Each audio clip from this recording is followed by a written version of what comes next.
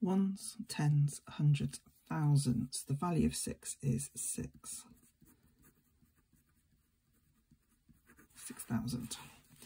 Non-calculator paper, you cannot put these into calculator, so therefore you're changing them all into the same thing, whether it's a fraction, a decimal or a percentage, but we want them all to be the same. The two easy ways of the ones that come to me the quickest is to think, well, actually, I know that a half as a decimal is 0.5, this is 0.55, and this is 0.45. If you could see that, if you knew that half was 50%, you could go there.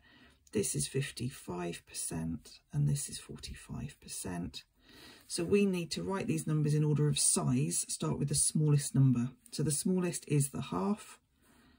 No, it's not. The smallest is the 45%. So we actually need to write this 45% is the smallest. The next one's the 50%, but that's the half. And the next one is the 0.55. So I'm just going to cross this off here because this is confusing then.